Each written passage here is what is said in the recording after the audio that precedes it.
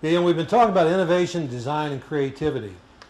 And one of the issues that really comes into play, and this is a presentation that I've developed that kind of goes along with that I use with some of my clients.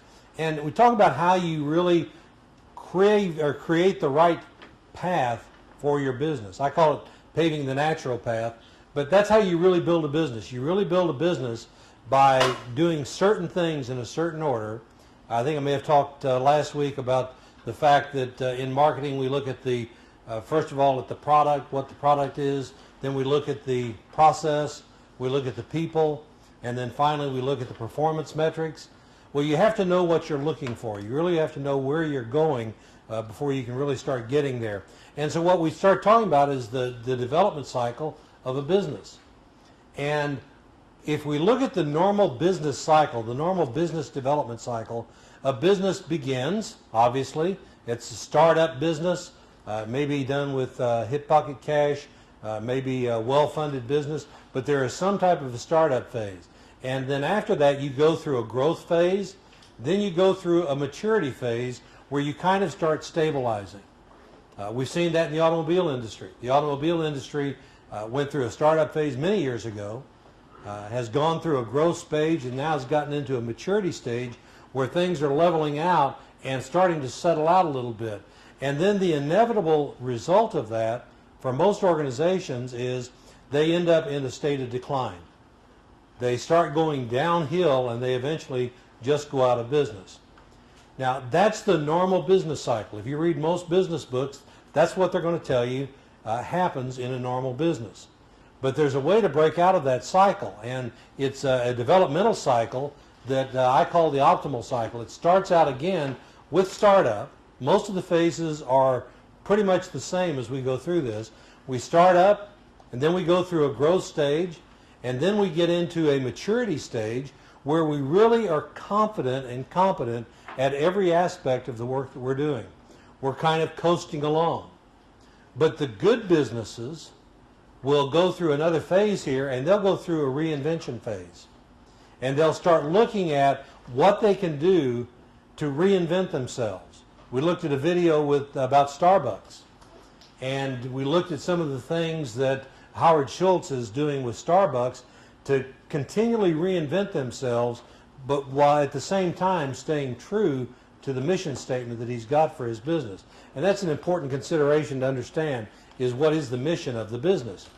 And so if we back up a step and we start talking about what the true mission is of a church, we start getting a little deeper understanding in terms of who we want to be. And we talk about who we want to be when we grow up. So when we define our mission, we're starting to look first of all at what our customers look like. Who is our right and perfect customer? Who is the customer that we're working with that is going to give us the maximum results for our effort, not only from a financial standpoint, but we also want to look at that in terms of our satisfaction standpoint. Are we really achieving what we want to achieve out of the business in this type of a venue? It identifies what they value. What do your customers really value? In some of your businesses, what do the customers value in your business? Education. Education. She works for the Apollo Group. So education is something that people value because it adds value to their business. What else?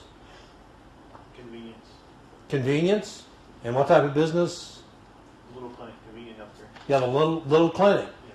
So having not only the locations in a convenient place, but also having the services in a convenient delivery methodology.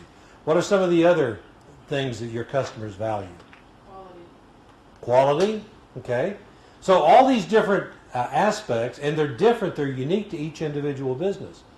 One of the big discussions is going on about the value-added tax.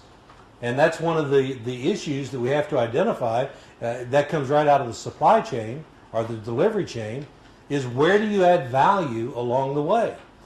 So when we start looking at that, we want to identify what they value. We want to state what we intend to compete with and win. How are we going to compete for these clients?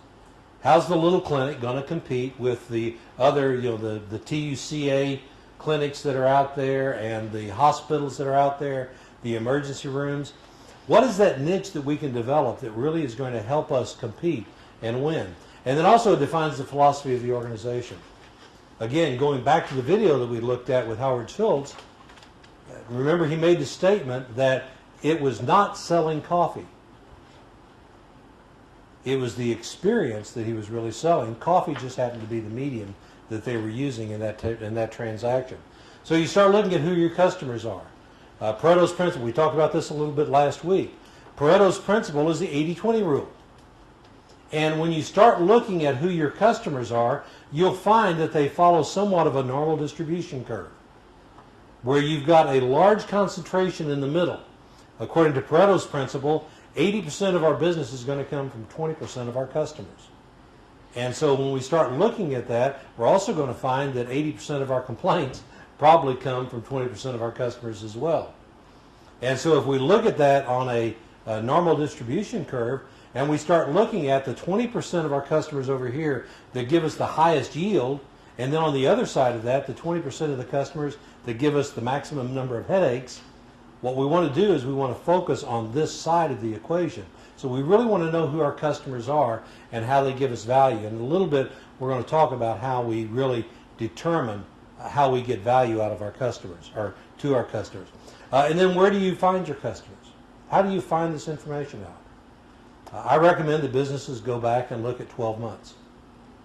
You can go back further than that, but your business is going to change significantly enough in 12 months that if you go back before that, you're really probably not going to get a good snapshot, especially if you're in a growth phase. If your business is growing very rapidly, you're not going to be in a situation where if you look back 24 months, your customers are going to look exactly the same.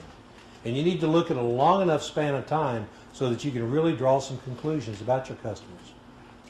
Who is that 20% group that's yielding 80% of your revenue? It's very important that you know about that. How do you describe your customers? And we describe customers from a demographic standpoint. What are demographics? Male, female. Things that set everybody apart. Okay. Where they live, how much money they make. Now, basically things that we can count. It's the types of things that we can look at and we can say, we have this many men, we have this many women, their income is in this range. We can count those things. They're demographics. But they're also